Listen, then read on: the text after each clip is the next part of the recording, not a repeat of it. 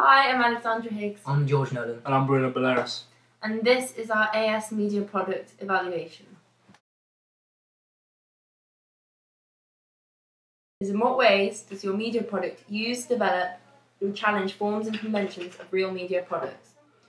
So we thought that our media product, Land of the Free, uses, develops, and challenges many of both the crime, drama, and biographical conventions. Using all the micro elements together, we linked these to existing conventions and manipulated them to suit our own film. So one of the first, to begin with, is the creation of Enigma. So we thought by beginning our film, tracking and panning around Veronica's face, we are instantly invited to witness and follow her through her journey and through her story, which immediately creates enigmas, raising questions like, who is this girl? How important is she to the narrative? Why is she the protagonist? And what is her life story? Following on from the biographical, gritty crime drama, we are willing to be patient and follow her through her story of her life, as we're eager to listen and be part of the audience.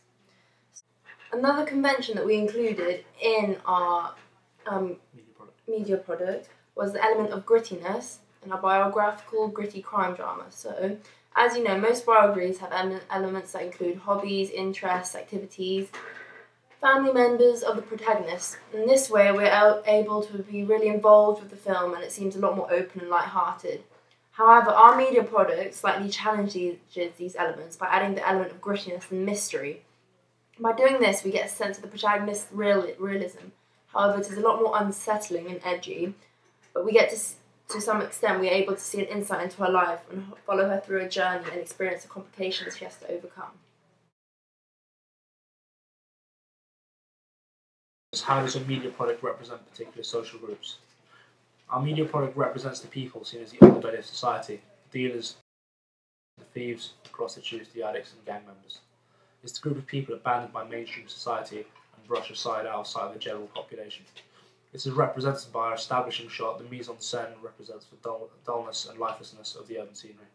A combination of diegetic and non-diegetic music helps reinforce this.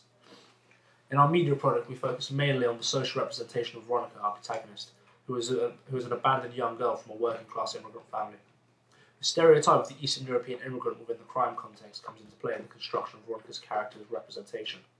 We signify this with a Polska jumper in the first scene of our media product. In our title sequence, Veronica's story and social status and grouping is not yet clear, as we wanted to leave a certain level of anonymity surrounding her character. The mise en scène and soundtrack give clear connotations of the negative atmosphere surrounding her.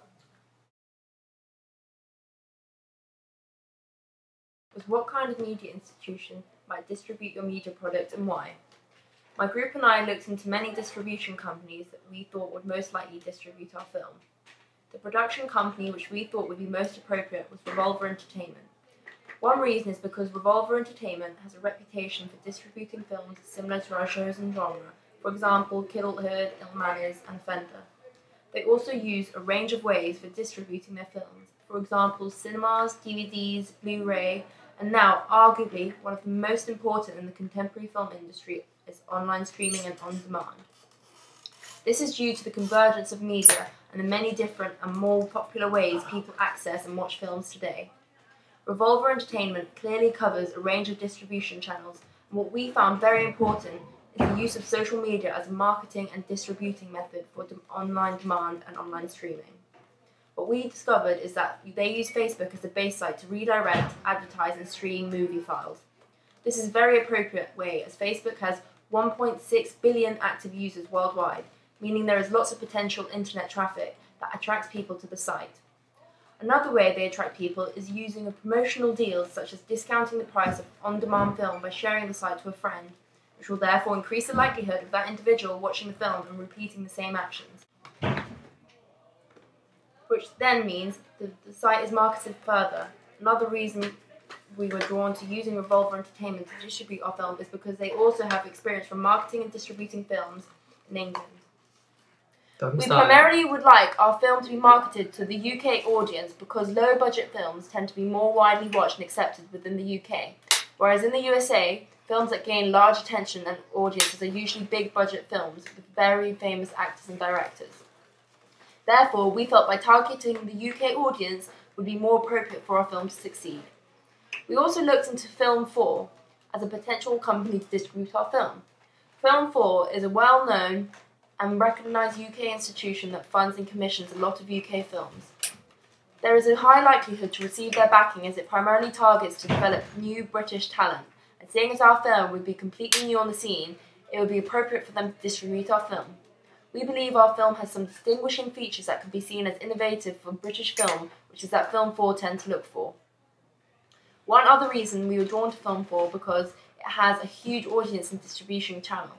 They commit to showing all their films and TV series on Channel 4 or Film 4 channel, which are all on TV, cable, satellite distribution companies. For example, Virgin, Freeview and Sky, which indicates their huge audience across Britain. Channel 4 also has good ethos which attracted us to them, which sets them apart as a commercial broadcaster, as its primary concern is to fulfill public needs instead of marketing its shareholders' money. Who would be the audience for your media product? We feel that an audience ranging from ages 16 to 30 would be ideal for our media product, as our film is based around urban and youth culture, although we believe that almost any age group above a certain age would be able to relate to or sympathise with our film. A type of audience that does not conform to mainstream media, such as The X Factor or Take Me Out, may take more of an interest in our product as it bases itself around realism and the sad nature of the real world. However, in order to gain understanding of our audience in more depth, it is vital that we acknowledge different attitudes, ideologies, interests and values. Firstly, we believe that those who have fairly left-wing values, like people who believe in human rights, the welfare system, equality of opportunity in the NHS, would take an interest in our film. This is due to the fact the film portrays a teenager who has been cast away by society and is forced into the world of drugs and prostitution, as she has no other way of getting money in the highly competitive capitalist world. Consequently, it could be said that our media product has an underlying social message or comment supporting the views above, highlighting the injustices of our capitalist and patriarchal society and raising awareness for its victims, like Veronica. Our social comment has great relevance to current affairs if you look at the recent welfare system reforms, which have victimised many people. Furthermore, we believe people who share these views will naturally take an interest in our film, as it supports their conception that not everyone shares equality. Our audience may be likely to share core values with The Guardian or The Independent, as these newspapers are more culturally diverse and represent all sections of society. Our film may also appeal to people at the bottom of the social hierarchy, people involved in crime, as they may have empathy for the characters. Parents are also our target audience, as we want to make them aware of the hurdles young people have to confront. How did you address or attract your audience? We use many different techniques and devices to attract and address our audience. Through mise-en-scène, camera shots, editing and sound, we were able to draw the audience in. In the opening few moments, we found ways of immediately attracting and addressing our audience. Firstly, the slow-tempo and non-diegetic soundtrack builds suspense, and due to its sad and mysterious melody, it helps to construct the narrative and portray Veronica's emotions.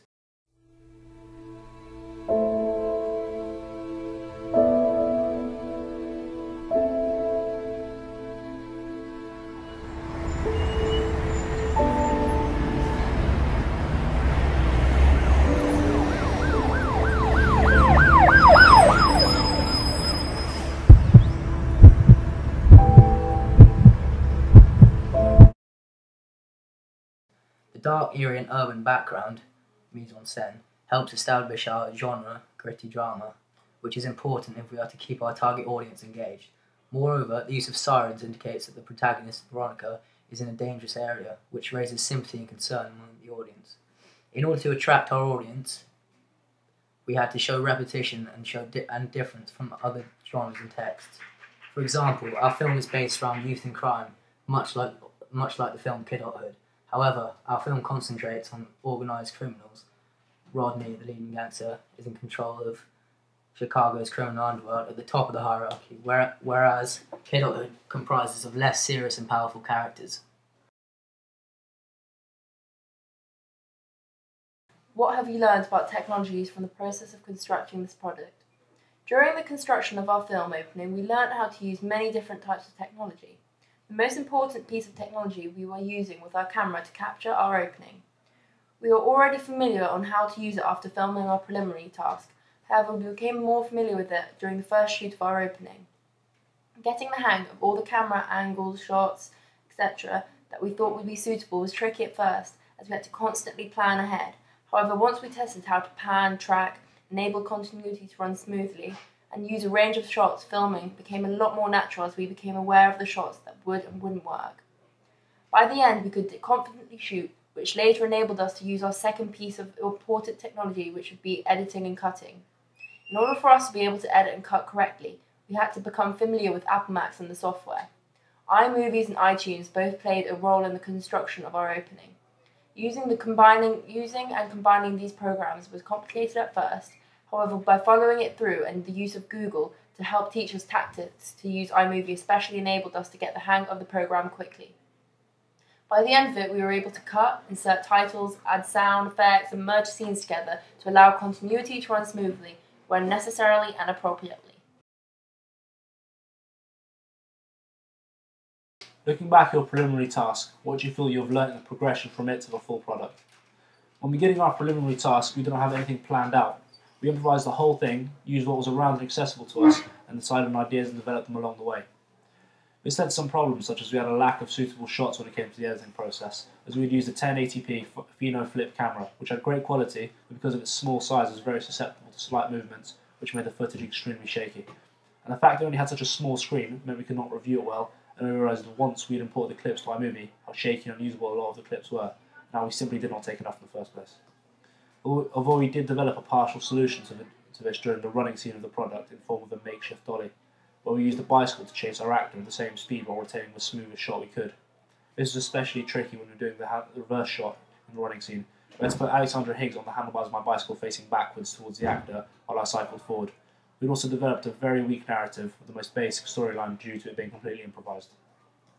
For the sound, we used Dizzy Rascal, Just a Rascal. I got it from iTunes and imported it to iMovie, and this helped me learn the basics of adding, syncing, and editing the sounds to a media piece. We chose a song because its effectiveness used in a scene within Kidulthood, where a group of deviant teenagers are running away from someone. Fucking easy. Hold on, man. Come on, man, let's go.